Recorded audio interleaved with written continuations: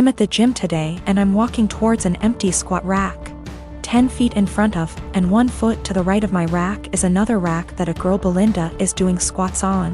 While walking up I briefly noticed that her leggings are see-through, and when she bends down in her squats you can easily tell she's also not wearing underwear.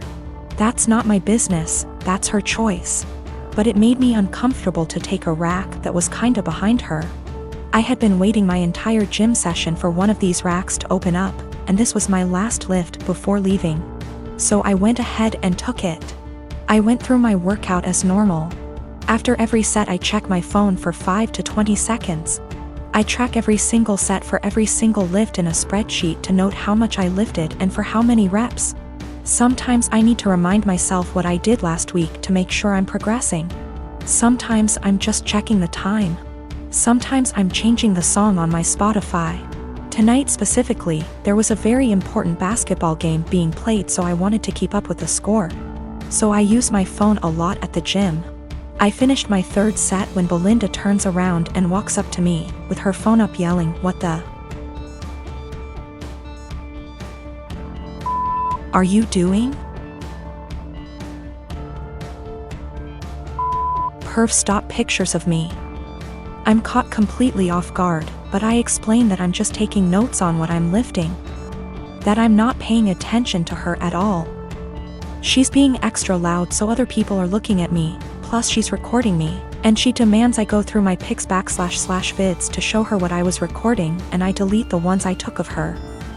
I try to again explain I didn't record anything of her at all. She's yelling that if I have nothing to hide I should have no problem showing her, so I insist on going to gym management. Once at the front we both explain our stories. She's still recording. The normal gym attendee asks me if I'm willing to show her, a neutral third party, my pics /vids. She also says if I have nothing to hide it's not a big deal and we can squash it right now. I refuse. I have my own uncensored pics in there plus those of my GF. I'm not gonna let anyone force me to show them for some bullshit. I do show her my spreadsheet which shows it's been revised over 15 times in the past 50 minutes. So that proves what I was using my phone for. That was received well, but they still expected me to prove my innocence. I told them they need to review the cameras. Apparently only the manager has access to them, so I was told he'd call me before the end of the night, in about an hour. My GF tells me I should have just let them look at my phone because she doesn't mind and it would have cleared this all up. But I mind. I get that someone wouldn't want someone taking pics of them. But violating my privacy to prove I wasn't taking pics of you crosses a line for me. Just talked to the manager. He checked the footage. He couldn't see what was on my screen in the footage. But he said it looks like I had my phone pointed towards the ground right in front of me the whole time. In his opinion, not high enough to even take a pic of her, and never angled in her direction. Apparently I was gonna get banned from the gym if the cameras didn't absolve me. And also I'm not the first person that has been accused by Brenda, but she legit had a creeper before. I had been with Carrie for 10 years, best friends since we met at the age of 12 in high school. We had tons of amazing memories. We've traveled to several countries together and made long-term work for 3 years while separated due to studies. Last Thursday I proposed to her in St. Lucia, not in front of anyone mind you, I wanted it to just be private. She didn't say anything and I was thinking, oh shit, did I say or do something wrong? She started crying and said she had something to explain to me. She didn't want to marry me because she'd been sleeping with the coworker she said was just a friend for around 3 months. She said she rationalized it was just a thing that would pass, but it's continued, and she said she loves me so much. More than I'll ever understand, that I've helped her so much and she doesn't even know why she has done this. She said she loved me too much to marry me knowing she'd done what she did. She doesn't love the guy. It was just sex and she had been trying to stop the affair, but I proposed before that happened and she said she knew when I was kneeling that she couldn't marry me, not after everything I'd done for her, so she told me. I feel like my whole world has shattered. We had an awkward flight home on Friday evening and haven't spoken since. She has tried calling me but I haven't answered and I have until Monday off, so I'm just here. I've barely eaten. I feel like there's a black hole in my stomach draining everything I have mentally. I can't wrap my head around the fact that she was cheating, that that she lied, that she hid it from me. My sister apparently had some words for her. I'm trying to pretend I'm okay, but I'm not. Every morning that I've woken up since last week Friday morning has just been bleak. I love her so much, but I've no intentions of getting back together. I don't think I would ever be able to trust her again, much less forgive her, for a very long time. My best friend brought a 6-pack yesterday and we drank in the evening. I cried my eyes out in the shower last night. I never cry, not even when my mom, who I was extremely close to, passed away. But I was sobbing like a child last night, and honestly, I would have loved if my mom had been there to tell me it'd be okay. My sister brought over some breakfast this morning and basically made me eat because she knows I haven't really been eating lately. Zero appetite. I'm not gonna be shy about this. My sister sucks. She is a horrible self-centered person who thinks she is the main character. She is not only a horrible person, she is a step monster. She married this guy, who is a freaking pushover. 3 years ago. He has 2 children, 10 and 6. My sister constantly complains about them, saying things like the 6-year-old is gross because he sips too loud or has stained clothing. For the love of God. He is 6. That's what a child is supposed to do. And she is so mean to the 10-year-old girl. She acts straight out jealous of her. I've caught her taunting her that daddy loves my sister more than her. She is horrible. I have straight up called her out after trying to talk to her like a million times. At Christmas she was saying that I'd be nice to have the kids there, and I said, why? You hate them? This was when everything was almost over and she had been bragging to her friends that her husband had spent more on her than on daughter. A fight ensued. My parents reprimanded me, but my cousins took my side and called her out, noting every moment that they had witnessed her being horrible. Her husband obviously took her side and said that she was a wonderful stepmother and that the kids love her. To which I said that was a lie, as I had consoled them countless times after they were taunted by my sister. They left and we haven't talked since. One day I was running errands and run into my step-nephews who were with their mother. I had never met her. And honestly, she is wonderful. We decided to have some coffee. While the kids were playing, she asked me how her children behaved, etc. I said they were wonderful, and then I just spilled the beans on my sister. How awful she was. What I've heard her say to the kids, the inaction of her ex-husband. By the end she was horrified. She said the kids didn't like her. But she always chucked it up to my sister being the new woman in their father's life. She said the kids never really said anything even when she asked. I then told her I was very concerned for the children, as my sister had straight up told the 10-year-old that it would be better if she disappeared from her father's life. Their mother saw red and asked me if I'd be willing to testify. She said that this was unacceptable and she would be taking their father to court again. I said I would recount the events that I witnessed and could ask my cousins who witnessed a lot too. She was very grateful. I asked my cousins who were all willing to recount the events. Word got around to my parents and by extension my sister, and they have been calling me the biggest asshole on the planet who would betray family on a whim. He's a fashion photographer, meaning he works alongside many beautiful women in his profession. Stylists, hair and makeup artists, and of course, models. This is actually how we met. I modeled my way through college and he photographed me, after which we became friends and eventually started dating. We have been together now for almost 3 years. I've since stopped modeling, but he is still a photographer. Never once in our relationship has he given me any reason to question his fidelity. With the exception of me, he has never dated or even befriended any of the models he has photographed. That was until Rachel came into the picture. I've met Rachel. She seems like a fun chick, the type of girl who draws a lot of positive attention just by entering a room. She's beautiful, but her personality really shines through. She makes you feel like you're her best friend when you're talking to her. A very cool person through and through. That said, I'm not the only one who feels this way. My boyfriend also adores Rachel. The first time he photographed her, he stayed late at the studio and discussed ideas for their next shoot for nearly 3 hours. He was actually late for a night out with me because of it. But he's always had terrible time management, so I didn't think anything of it. The lateness has now become a steady, recurring factor in their shoots together.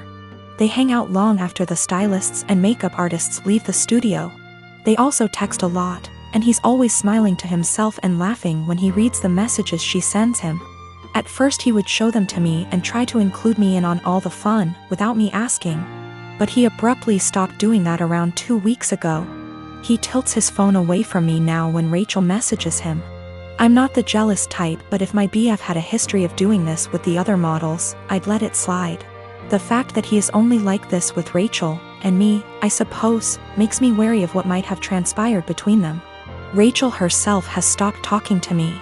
We used to communicate and have an easy, casual friendship via IG and Snapchat, but she pretty much ignores me now.